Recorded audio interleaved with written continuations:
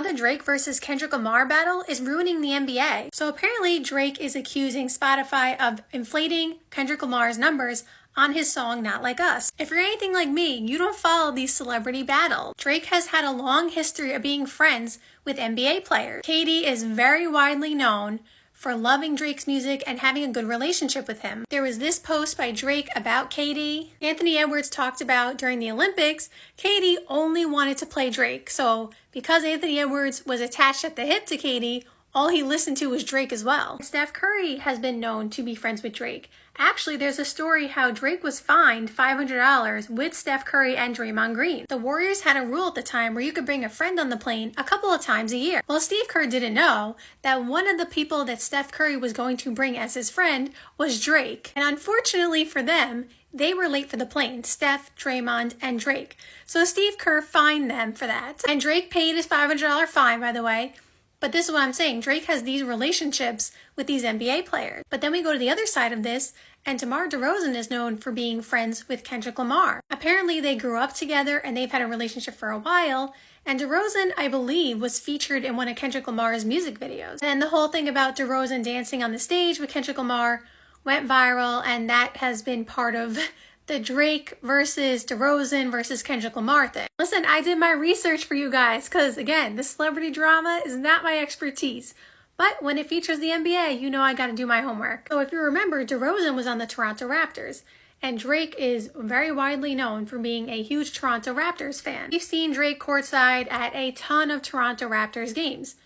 And so apparently DeRozan and Drake had a good relationship when DeRozan was there. It said in this article that Drake even referred to DeRozan as his brother back in like 2018 or, whenever DeRozan was traded from the Raptors. And DeRozan seems like a chill guy, so I would think that they would have, a decent relationship while he was still with the Raptors. So that makes sense to me. But then because DeRozan, like I just said, the Kendrick Lamar dancing on the stage and, being featured in one of his music videos, obviously is against Drake in a way. Not that DeRozan necessarily is saying that he doesn't like Drake by doing that, but people look at that as him picking a side. Just like people believe KD is on Drake's side by the fact that we all know KD loves Drake's music and, like I said, close relationship with Drake. Remember, I'm going based off, what we see on the internet.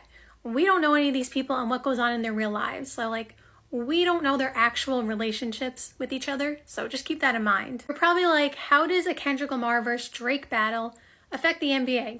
Well, one thing about the NBA is they love to play music. The arenas before games, of course, players play it on their, phones and computers and stuff like that. They listen to Drake or Kendrick Lamar by themselves. And the NBA social media teams, when they post a clip or something, they may add some music. And it could be Drake's music or it could be Kendrick Lamar's music. You'd have to imagine if you're a Toronto Raptors fan or the team or the arena, I doubt they would ever play a Kendrick Lamar song again. And so here's where I see it could actually affect the NBA in terms of their ability to play certain music. The influence and power that Drake and Kendrick Lamar have is very, very big. And I'm not saying anybody's going to do this, but it could be a case where there are certain teams who end up being quote unquote banned or not allowed to play a certain person's music. And this could be for future, battles in rap or hip hop or any kind of industry ever. Because again, their influence is huge. What if the NBA wanted to do a commercial with Drake's song? And then what if they also had some kind of deal with Kendrick Lamar? I don't know. This is what I'm saying. It goes really deep.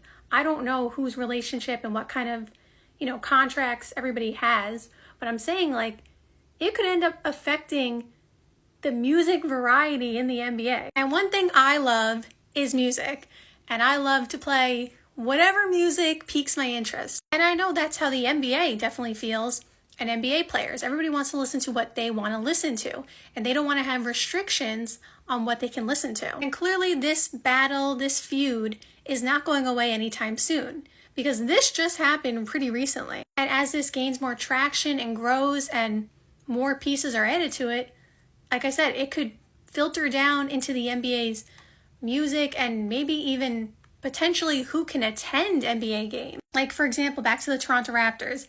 Do you think if Kendrick Lamar showed up to a Toronto Raptors game that he would be welcome there? Like, by the fans, definitely not. Now, obviously, as a person, he is entitled to go to whatever game he wants to go to. Like, you can't, I guess the Raptors could technically ban him from the arena, but I feel like that would be starting a whole nother issue that they don't need to do. But just saying, if Kendrick Lamar wanted to go to a Raptors game, he technically could. But can you imagine him being there and Drake's courtside, because obviously Drake is going to be there? That would be insane. I just want to show you one more example right here as to how it could trickle into the NBA. Back in July, Michael Rubin, who is the Fanatics founder, had his annual all-white party. And apparently him and Drake are friends, and Drake was at the party, and it happened that the Not Like Us video was released on the same day of the party. And apparently Michael Rubin did an interview, and he confirmed that he told the DJ, don't play Not Like Us, because he didn't want to start any drama at the party when Drake was there. And that's just a simple, courtesy request, because that's only fair to Drake. But what I'm saying is, like, it was just at a huge summer party, and Michael Rubin, who threw the party, said don't play that song. Like I said, this can get into legal battles of not being able to play certain songs in certain arenas. Like, I'm just saying, it might not go there, but it could go there. And so yes, the Drake versus Kendrick Lamar battle is not going to ruin the NBA. Sorry, I had to clickbait you with the title. It could also affect the NBA's money in the end too, because remember,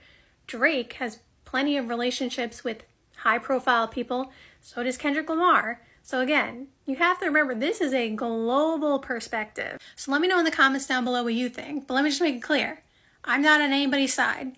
I'm not on Drake's side. I'm not on Kendrick Lamar's side. I am too uninformed to make a decision.